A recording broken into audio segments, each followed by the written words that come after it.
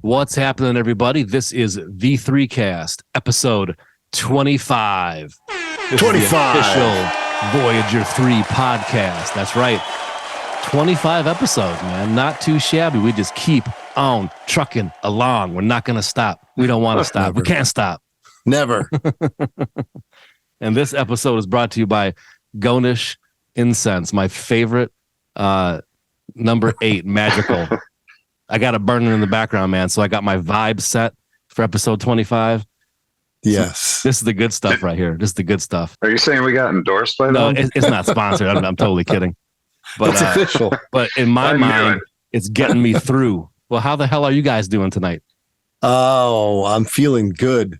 I'm feeling good to be back with you guys. That's right. Hanging out with my buddies. All right. Aaron, you look like you've been working out. And you're about ready to take over the world on like a mountain bike and like fucking swinging axes and stuff and getting stuff done, man. That's right. Looking good, man. Looking good. I've been getting some gains. You know? All right. There you go. Yeah. Getting that going. Aaron's like, hey, after the podcast, we got to hurry up and go because I have to go get a pump.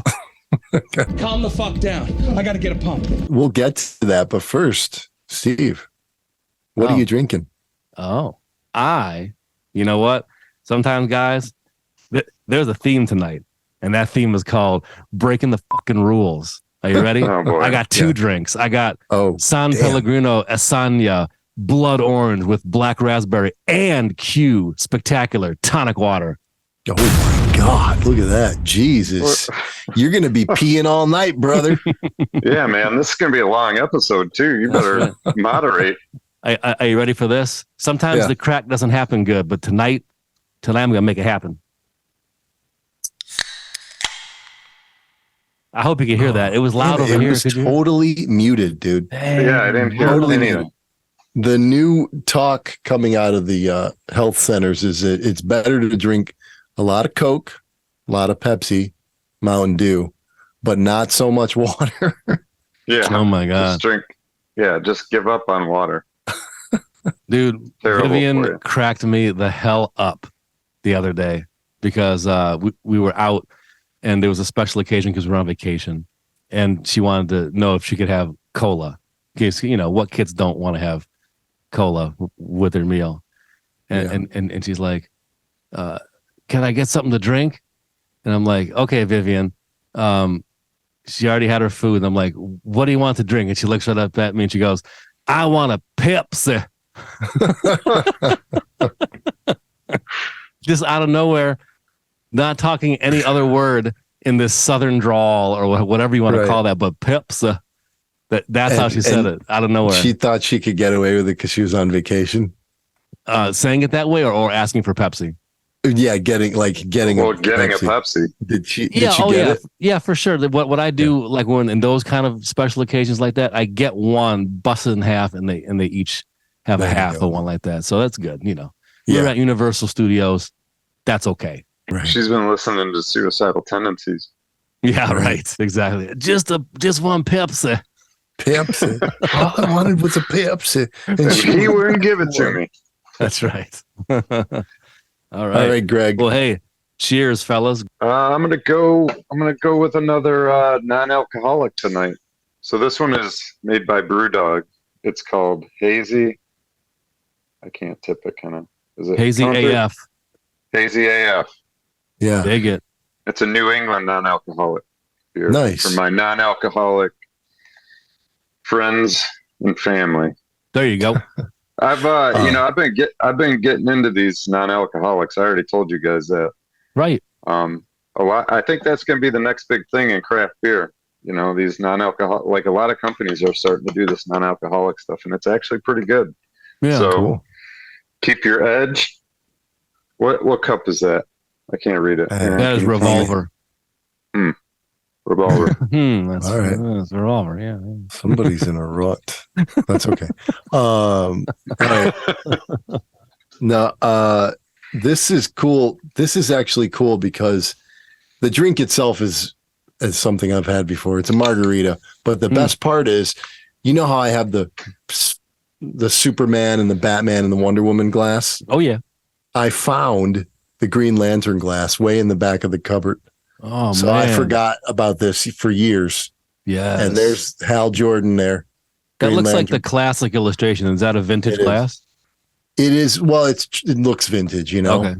And there's this artist, I forget his name, but it's something Hispanic, like Juan Rodriguez Garcia or something. And he really does have like a Neil Adams style, but he's like, he does all the sort of licensed stuff. So if it's like a cup, or if it's like, you know, like DC shoes, or posters or magnets on the refrigerator, he does all that stuff. Like he's their guy. So dig it. There we go. There's Green Lantern returning. Now that we got our beverages out of the way, Greg, I got to hear about your Saturday mega adventure at the Motor City Comic Con. Yeah. So every year my brother and I go, and my friend Chris, who you guys know, is always kind enough to kind of get us in. Let me go over what we got. So my brother usually ends up buying a bunch of Star Wars stuff. This year he got nothing. Really? I'm very surprised to hear that. And I ended up buying 3 records. So right on. That was the first thing. And then I ran into our friend Kevin James. That's right. Had his 3D printed Boba Fett outfit on. So that picture's out there. I also met his wife. She was very nice. Very cool. Yeah, his Boba Fett costume is one of the best in the biz, man. It's really, really cool. Yeah, definitely. And my brother and him talked about that for quite a while, as you can imagine, because my brother's a huge Boba Fett nerd. Yeah. So him and Kevin talked about Boba Fett for quite some time and how he made the costume and all that. But and then I did something this year that I don't usually do, and I've been meaning to do. And Chris invited me back. Like, I went earlier in the day with my brother, and then Chris invited me back to have dinner with like the staff. So I ended up going back to Suburban Showplace. So anyways, I went back, and in the Hyatt there, they have a bar, and we were going to have dinner in the bar and then hang out, you know, and then they do karaoke later in the night. So he tells me he's on his way. He had to go take Carl Weathers somewhere, or maybe Jonathan Frakes. I can't remember. It was one of the two, but he had to take him somewhere, either their hotel, or I think Carl Weathers wanted to go to a health food store or something. So anyways, he was running late coming back. So I go there, and I'm in the bar, and sitting at the bar is Simon Bisley. You know who he is? Yeah, he's a great artist.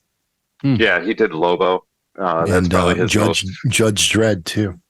Yeah, so Simon Bisley is sitting at the bar, and I sort of recognize him, and I acted like an idiot, and I didn't really I didn't intend to act like an idiot, but I probably just glanced at him a few extra times than I should have, because I know who he was. And I'm waiting for Chris, so I'm there by myself, and I'm not, I'm just trying to get, I'm standing behind people trying to get a drink from the bar, and it was actually kind of busy. So he obviously noticed, he notices me glancing at him a couple times, and he sort of winks at me or something, and I'm like, so what's going on? And he's like, I don't know, look around, what's going on?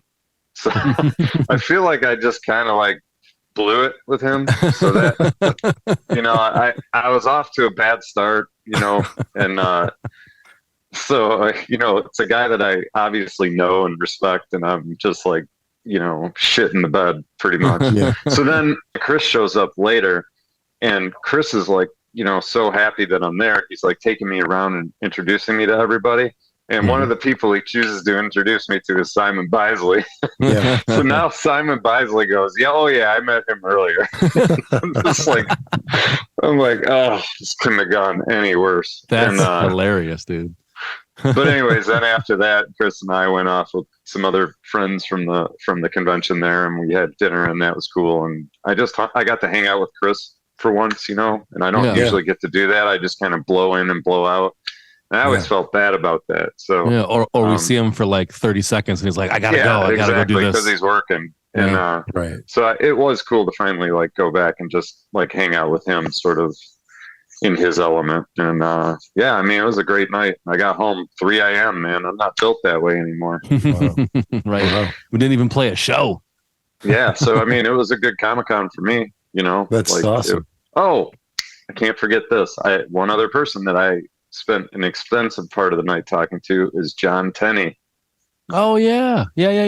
Cool dude. So for John, sure. yeah, John was there. I bought him a drink, and we talked about. So you guys aren't going to believe this, but he used to work at what was the record store in Royal Oak with the cat?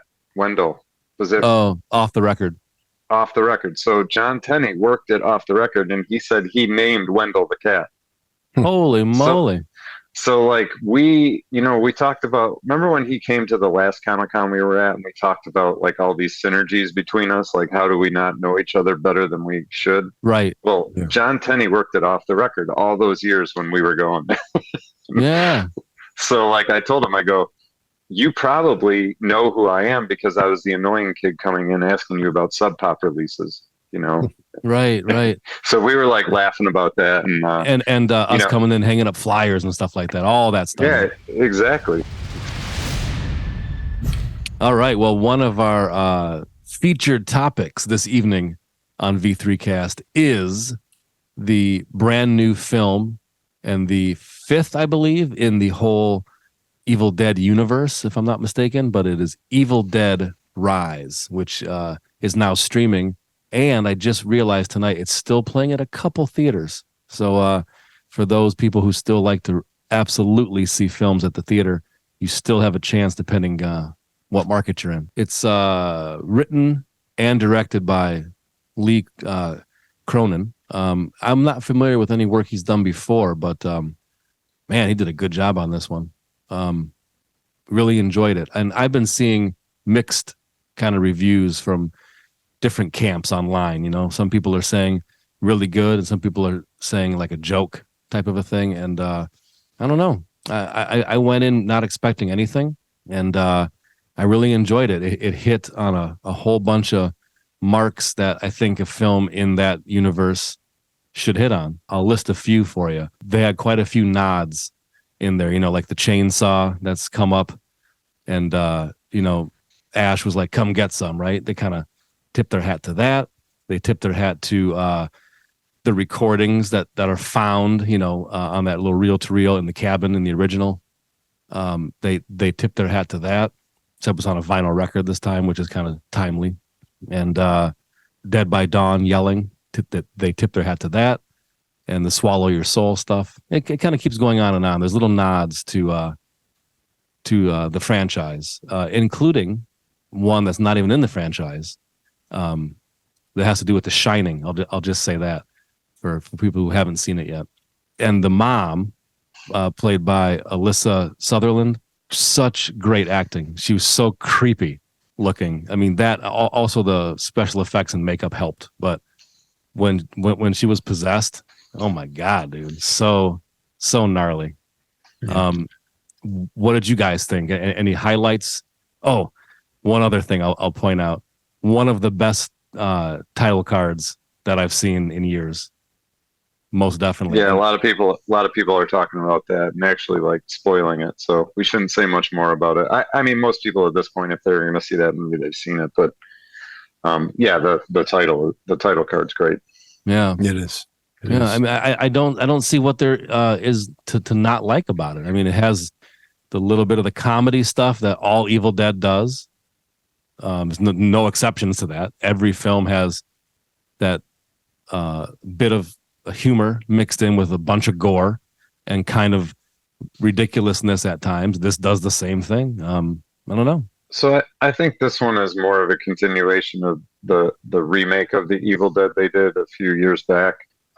It's more gritty, you know, like I can give you an example. So I'm of a certain age, but I worked with a guy who was much younger than me, and you know, I would always like recommend movies to him, and he'd go watch them. And he's like, "Oh, it's so old looking," you know. Like, yeah, some people can't get past that. Yeah, for sure. So that's what I'm saying. Like, for those of us who watched the original Evil Dead and then Evil Dead 2 and then Army of Darkness, like we have a certain feeling about those movies that if you were to introduce it to somebody younger than you, they might not share that because they didn't live it. You know what I mean? And they're just looking at it as a film that looks dated. But so like this one is like, to me, catering to that younger audience. It's a continuation of the one, like I said, that they did a few years ago that was a bit like grittier looking, you know, more updated style wise. Yeah. This one is very much that. I think they toned down the comedy to the point where it's only just hinted at, you know, and you know, those of us that have seen the Evil Dead movies, we got all the things that you listed that are like nods to the previous stuff. Yeah. But if you've never seen any of them, it stands on your own. So the funny story about this is, it was our wedding anniversary night, and so Ange and I were going out, and she really likes Black Rock, so like we went to Black Rock for dinner. I'm like, all right, well, if you're picking the restaurant, I'm picking the movie. So I picked Evil Dead Rise and subjected her to that on our anniversary. And it was a little bloody for her, but I enjoyed it. I mean, it was so over the top, like towards the end there. It was great. But I mean, you're not going to please everybody, especially like the old school fans. And I probably consider myself an old school fan. I think Evil Dead 2 is the best one. No, for sure. So it's not campy like Evil Dead 2. Evil Dead 2 has way more comedy. Oh yeah. This is more of a straight up horror movie with like some comedy nods, you know? So I think if you're a younger person and you're into like gory horror, you're going to love it. Right. And if you're into the original Evil Dead series, you might not love it as much, but it still was an enjoyable film and it was well done. So that's my take. How about you, Aaron? What say you, Aaron? I'm more, I guess, on the other side of I didn't really dig it. Like I thought, yeah, it did a good job of being gory, a good job of being scary, but I feel like by taking so much of the comedy out, I just feel like they're missing something. And it almost feels silly to say, but I can't help saying it. Like without Ash, I just still feel like there's no Evil Dead. Yeah. Okay, if you're doing it without Ash, you're just using the name. That's kind of where I'm coming from. Because you could have taken this movie, Evil Dead Rise, and called it anything else and made the exact same movie. And I think I probably would have gone, oh, that was pretty cool. But when you call it Evil Dead, and then, like you said, Steve, they're throwing in all these references.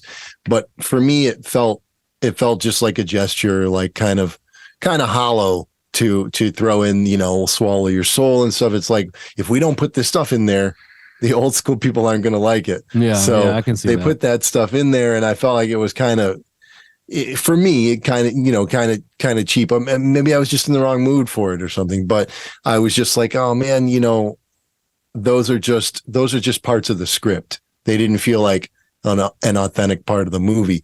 And so, and I guess, okay, because here's the thing. Sam Raimi didn't just like accidentally make it funny. That's like the whole charm of those movies, right? And then he ramped it up for part 2 and made it even more insane. And but that stuff is inherent in the story.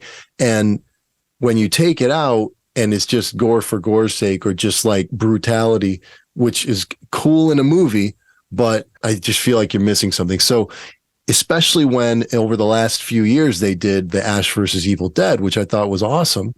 And it's like, why?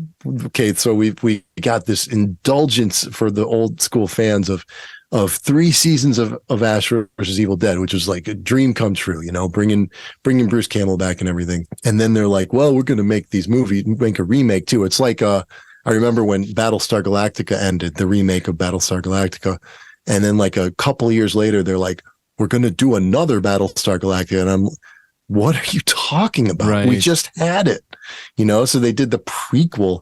What was it called? Caprica? The prequel to get to Battlestar. So, yeah, I wasn't a big fan. I kind of wasn't even really interested in it, but I knew we were going to talk about it, so I wanted to. I watched it for you guys. So, but yeah, I wasn't Aaron's really putting in the work. I do think that lady did a great job, but I just think it's missing too much of the fun. You know? Yeah, I love the shot through the peephole. So it was very, fish-eyed, and she's like kind of seeing what's happening in the hallway, and there's nothing good happening in that hallway. Right. That was a kind of a cool sequence. Yeah, it was. I did like that shot. Well, I think what they're doing is what every other movie, like, if you have a movie that did well, they're all trying to become like, they're all trying to create their own universe, right? So that's what this movie is. This is like exactly to your point about Ash. If there's no Ash, there's no Evil Dead. They're trying to break down that.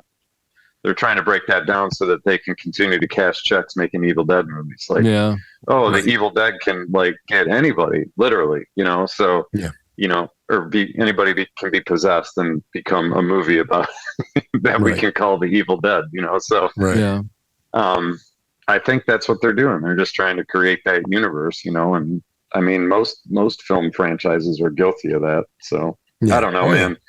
It's hard to fight, Yeah, and it's true. Like you said, it didn't feel like an Evil Dead movie to me either. I'll watch anything that's horror. So I guess from that perspective, I just realized what it was going to be and enjoyed it for what it was.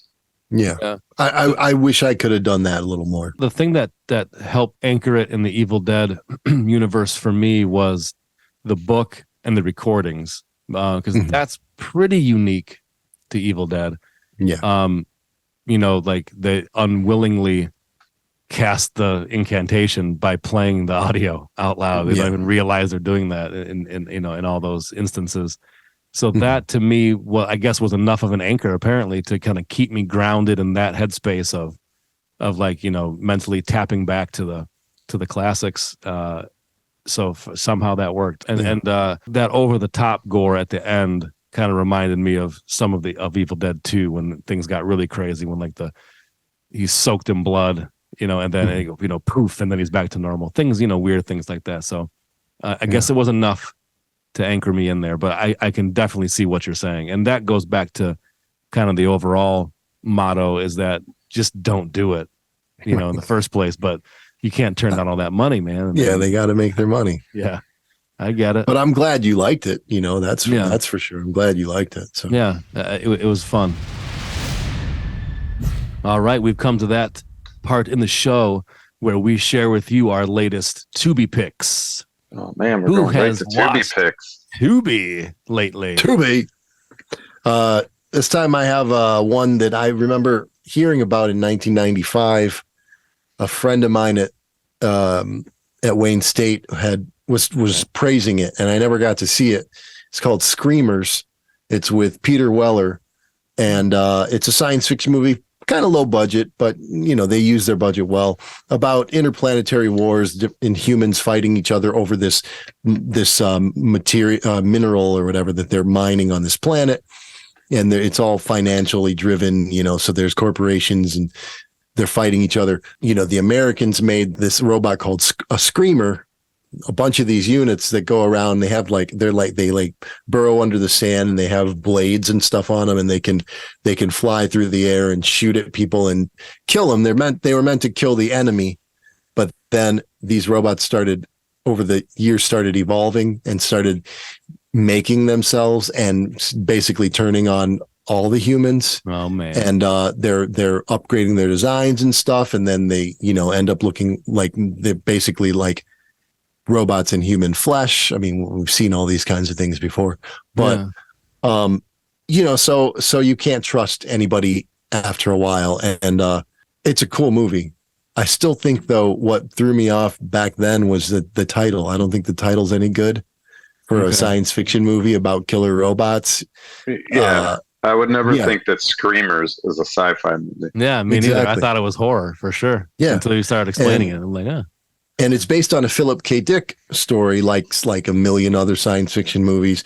And the title of the short story is called Second Variety.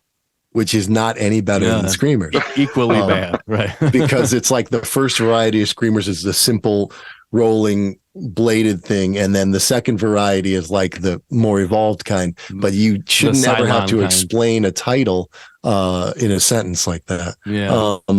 Peter Weller is always great, Mr. RoboCop, and Buckaroo Banzai. He's always great. He takes his roles very seriously, and that's part of what makes the movie good. Is that he didn't treat it like a B movie. He gave a great performance.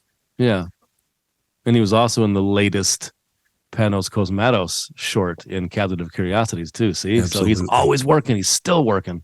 Yeah, that was this year. Yeah, heck yeah. Greg, how about you, man? What has Tubi served up for you lately?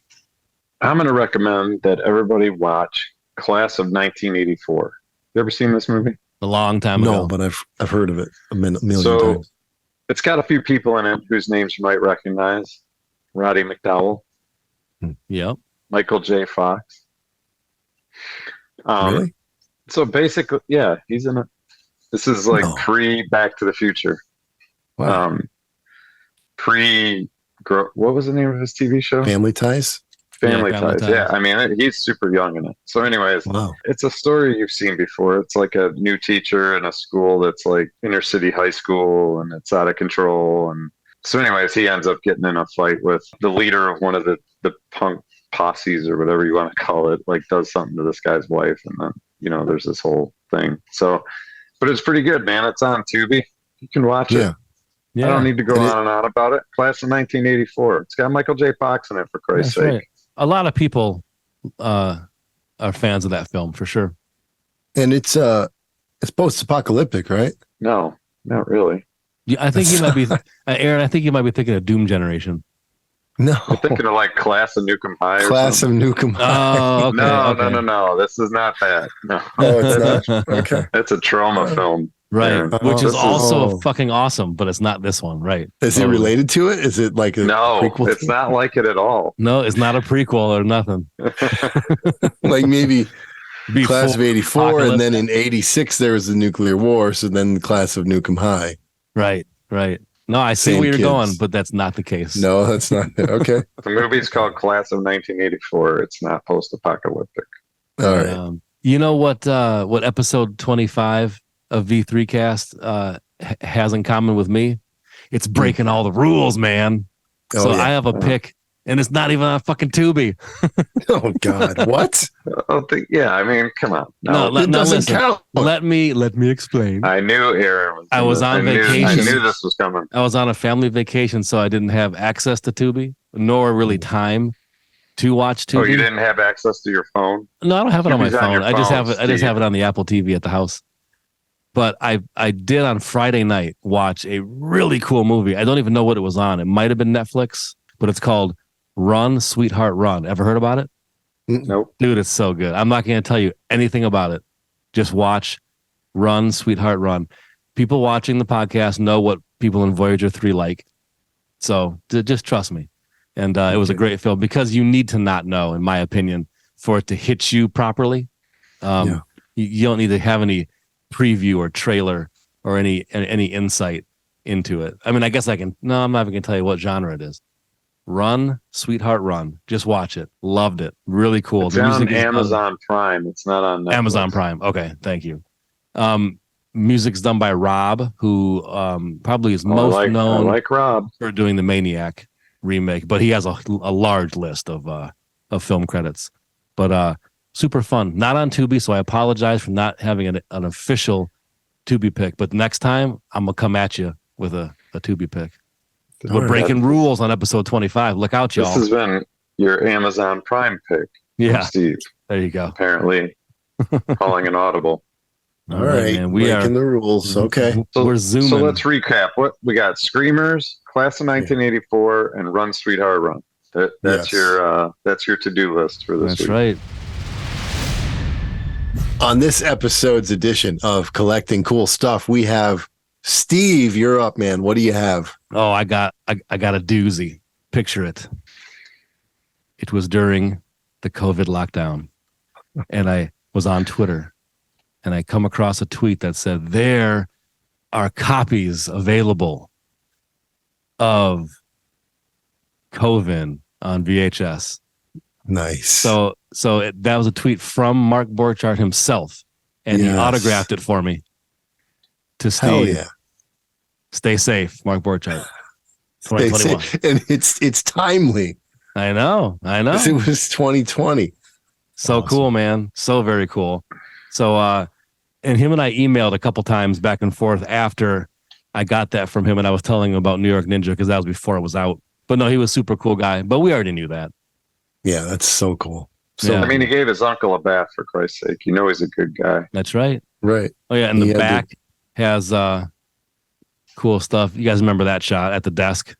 Yeah. So absolutely. I have a copy of Coven. I think I just VHS.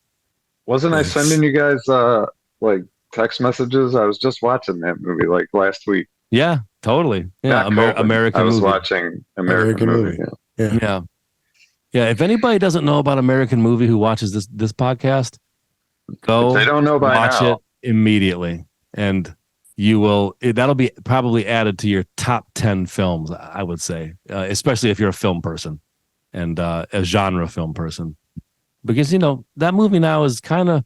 Was it 99, 98? What was it? I think so. That's like my favorite Thanksgiving movie. So there's some time. Like when how there's certain movies you got to watch at a certain time of year. Like American Movie is like my favorite Thanksgiving movie. I think because some of it in the film happened in Thanksgiving too. Because he was watching the Lions game. Well, that's what I mean. Yeah, like I get all nostalgic in that scene where like they're watching Green Bay and. Yeah. He's down in the basement, like super drunk, and he takes a bite out of that turkey leg. Yeah. And it's just all over his face. Oh, yeah. Just to give people a quick idea what it's about. It's a documentary about a dude who is, in a way, ambitious and also lazy. And he's trying to make a movie. He's trying to make a movie, and then in the middle of making this movie, he goes to want to finish the movie he started making like 8 years ago. And so he's really distracted. He also has like a family. He also is like, doesn't have a great job. So he's trying to escape into the idea of making movies. Yeah. And he's actually kind of good at it, but you would never expect him to be any good at it. Just listening to him talk, you think like there's no way this guy knows what he's talking about, but then he kind of does. Mm-hmm. And he has his friends in the movie who are involved in it. His buddy Mike, who is doing the music for the movie. And Coven is the movie that he makes. He makes two movies, Northwestern. Coven. And the reason we have to pronounce it Coven is because that's how he pronounces it, because he doesn't know it's actually Coven. When somebody tells him it's Coven, he rejects that whole premise and he says, no, it's got to be Coven. Yeah. So, and because he says Coven, that sounds like oven. That'll never do. So yeah, he's a guy from Wisconsin, I love him. And he actually got pretty famous when American Movie came out, and he ended up on like David Letterman's show. Mm-hmm. He was on MTV hosting something, like Halloween Horror Night or something. He made the rounds in the late 90s or early 2000s, and the dude's great. And speaking of Mike, may he rest. He's a character. I mean, he's not a character. It's actually Mike Shank. He's a real life character. Yeah, exactly. A real life character. You will love. Well, you could say that about everybody in the movie. No, it's true. Everybody. It's true. But they're just super. We were super sad to hear about when Mike passed away, because after seeing that film, you love him and you love Uncle Bill. And oh man, just go watch that film. It's great. Streaming everywhere, or you can pick up the DVD on eBay or something for cheap. I'm sure. Yeah, probably the best documentary I've ever watched. Yeah, easily, or at least up there. Okay, we have some Voyager 3 news to give you. Got a lot of stuff happening, but we're gonna start by one of my personal favorite news bits, and we have a new T-shirt. It's a very limited edition T-shirt. We don't have a lot of them. So if you are a fan of this particular album of ours, you need to pick this up immediately at the Voyag3r Store. Check this out. Yes. There you go. Doom Fortress. Is that like a cream or a gold or what? It's kind of it's called corn husk, I think. So it's like a Corn yellowish, husk, goldish. See, you never thought we'd do a corn husk shirt, but there it is. Nobody saw a corn husk shirt That's coming. right, because No. it matches part of the lettering in Doom Fortress and an album by Voyag3r right there. So, and it's got kind that, of kind of the background of the album cover outside the skull, roughly. Yeah. So it's direct to garment, so it is full color and it's nice and soft. It doesn't feel like the bulletproof free radio station screen print on the front. So pick them up. We got sizes it looks small retro, man. through 3X, I think, either 2 or 3X. It'll be on the site correctly. Super, super happy about that shirt. We've actually never had the album cover on the front of a shirt before for Doom Fortress, so this is the first time for that. So Cool. pick it up. And It's some retro other looking, man. I like know. it. Yes, indeed. Did I mention it's retro looking? You did. You did. Retro. That coincides with all the rest of May, which is winding down, but we're going to go ahead and extend this into June because June's my birthday month, and we're celebrating the fact that we have that new shirt and some other fun stuff. So all orders over $35 in the Voyag3r store get free U.S. shipping. So stock up and you can save money on the shipping. It's voyag3rstore.com. And some more fun business for Voyag3r News is we are going to be part of this year's Motor City Nightmares after party on the Saturday. So right now, Motor City Nightmares is July 28, 29, and 30. And the featured guest at Motor City Nightmares this year is none other than Bruce Campbell. So it's all an Evil Dead tie-in, apparently. If you want to meet the man who's been in so many cool films, including the Evil Dead franchise, the original Evil Dead franchise, Bruce Campbell will be there. And I have a list of some other guests. You guys want to hear who else is going to be there? It's a pretty stacked list of this partial list that I'm going to give you because it's their 15th year. So Tommy and crew, I think, are going all out, and it shows. Henry Thomas, from E.T. and The Haunting of Hill House and many other things. Dee Wallace, also from E.T. and The Howling. Cujo. We have, and Cujo, absolutely. Sherilyn Fenn from Twin Peaks, Wild at Heart. Oh boy. And even more modernly, Shameless, the show that was been going for a long time on, was it Showtime? I can't remember. Yeah. It was Showtime, yeah. And then speaking of RoboCop, Aaron, Ray Wise, who was in RoboCop and Twin Peaks, Bill Moseley, Texas Chainsaw Massacre 2, Devil's Rejects, and on and on and on. Kane Hodder, who played Jason Voorhees in many of the Friday the 13th, and he was also in Hatchet. And Barbara Crampton, who was in The Reanimator and From Beyond. So that's just a partial list of the star-studded guest list of this year's Motor City Nightmares, July 28, 29, and 30th at the Sheraton in Novi. And Voyag3r will be playing the Saturday night after party. I'm so looking forward to it. That's one of the best conventions around here, in my opinion. Yep. Hell yeah. And you never know who's going to be hanging out watching us. Because I remember that one year we played, and I was like, we were all set up, and I was kind of standing back by the bar area or whatever, and I just happened to be standing right next to Tom Atkins. That is a true statement. And then I almost did the same thing that I did to Simon Bisley. I almost looked like a complete idiot. So I don't do well with celebrities, especially like when I know who they are. Right. Yeah. It'd be better if I didn't know who they were. Yeah. I do much better with brand new people that I don't know. There you go. So Greg will do better with the up and coming actors because he won't know who they are. I'll blow it, man. I'm standing next to Tom Atkins. I'm going to act like an idiot. All right. So our next item is a topic that Aaron came up with, which I think was a great idea. It is, what is your favorite comeback album?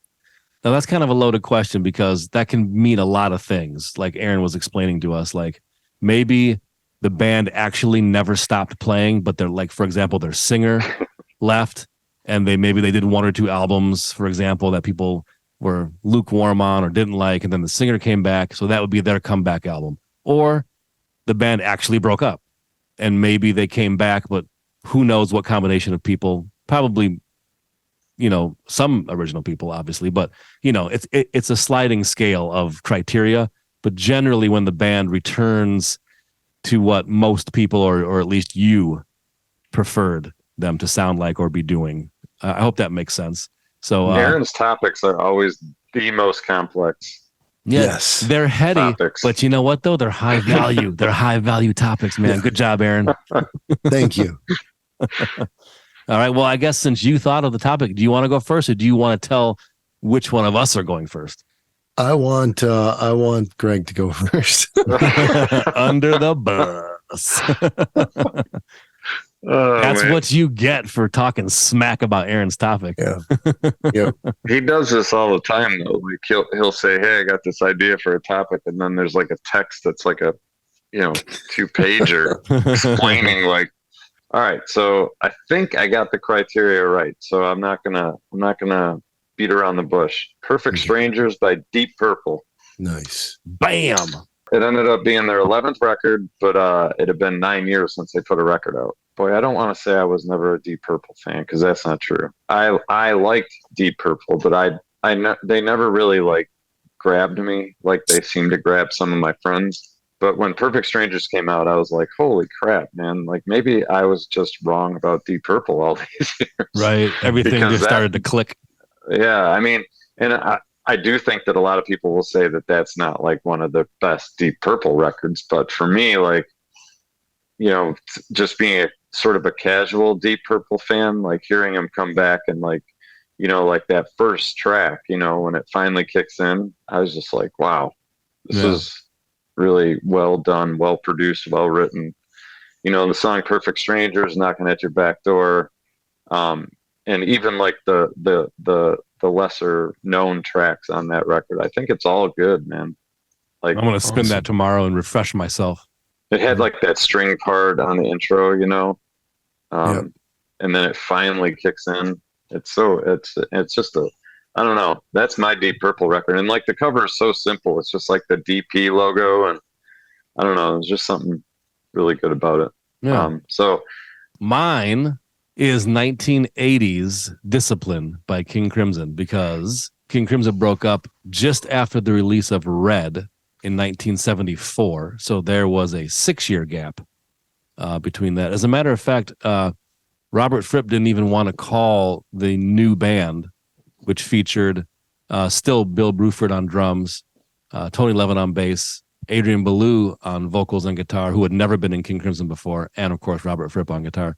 They didn't even want to call it King Crimson. So they even played a handful of shows in the name they were going to name the band, called Discipline.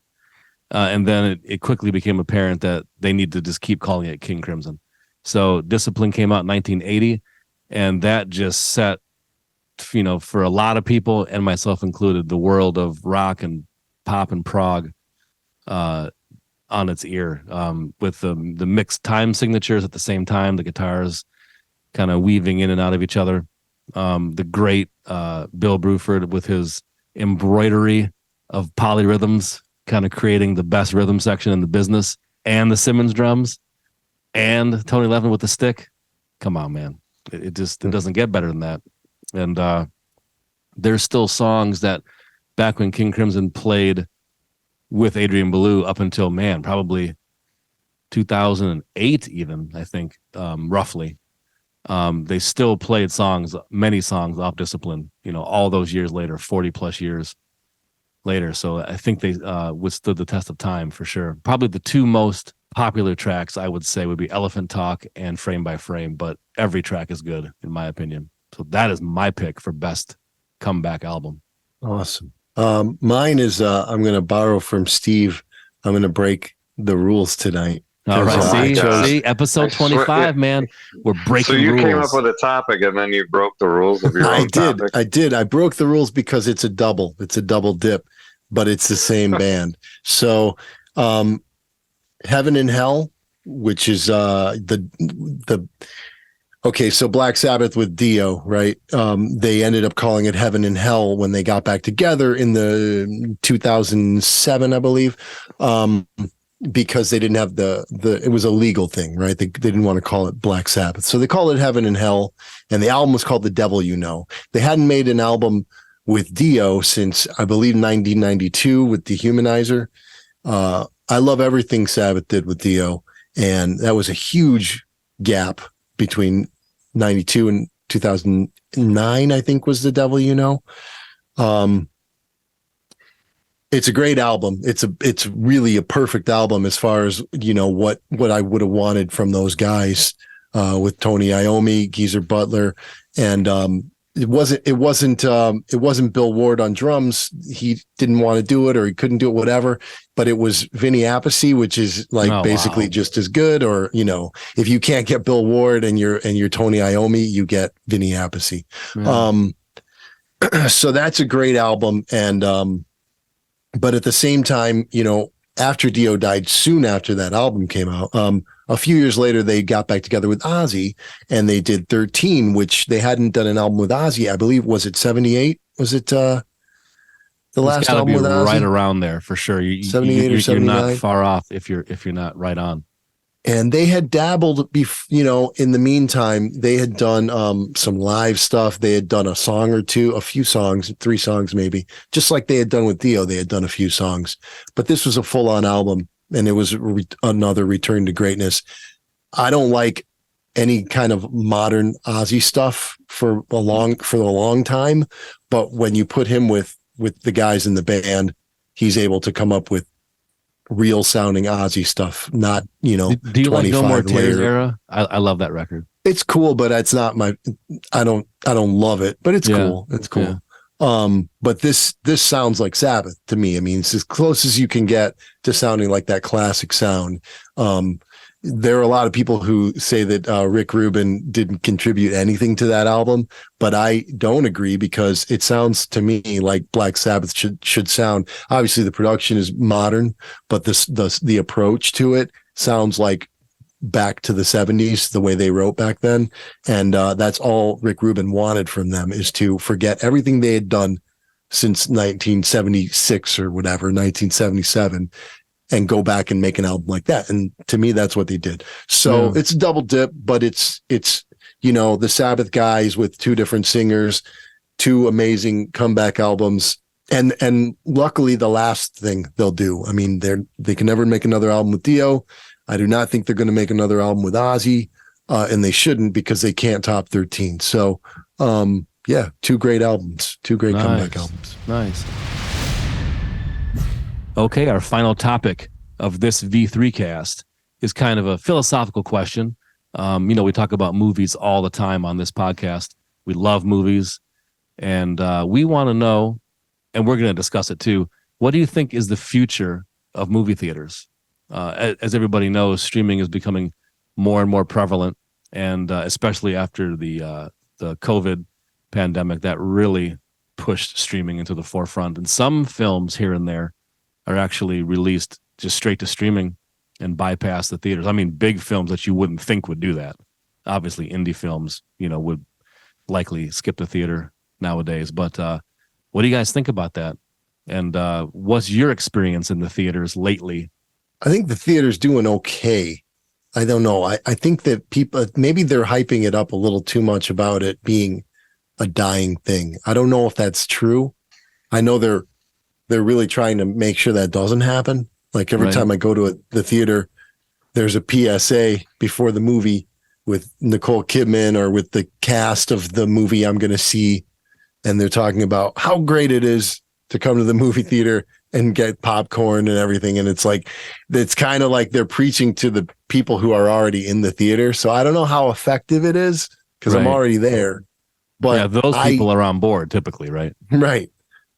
Maybe they should be playing those things randomly on TV or in streaming, commercials during YouTube or whatever. I don't know, but I know they're worried that the theater's going to go away. And I'm not saying theaters are doing, stellar, but they're doing things that are bringing people in, making the chairs cooler, making them recline, making them farther away from other people who are being pricks and talking and stuff. Right. The rows are separated more. And the screens are bigger, and there's Dolby Atmos with the shaking rumble seats and all that stuff. And I love it. So that's why I go to the theater. I've been trying to go to the theater more lately. There are always going to be movies that I don't care to see in the theater, and I'm just going to wait for it on streaming, because not every movie is going to be a huge event for me. But I'm trying to get out there more instead of just seeing Marvel movies. As far as, this is kind of silly to talk about revenue, but just quickly, from 2015 to 2019, they were making like 11 billion average, per year. Annually, right? Yeah. Yeah. Annually. And then 2020, of course, it fucking died, right? 2 billion, which is, oh boy, we just lost our asses. We only made 2 billion. Right. 21, 4.4, 22, 7.3. 2023, we're already at 3 billion, and you know what I mean. Who knows what they're was on it track pre-pandemic again? Would you say 11 billion? Like 2015 to 19 is like 11 billion per year, basically. Yeah. So well, that is a pretty big hit for sure. Oh, it's a huge hit, but they've been building it back up. 20 and 21, you go from 2 to 4. Last year they made 7.3 billion. It can't get to 11 billion like out of nowhere. It has to build back up to that if it's going to do it at all. Yeah. So part of it is like, money is never enough for the people who are making those movies. Like the money is never good enough. So they want to, so they're in a panic that the cinema is dying. I hope not, though. I'm still going to go to the theater, and I think there are a lot of people who still love it and are going to go. Yeah. But you also can't force people to.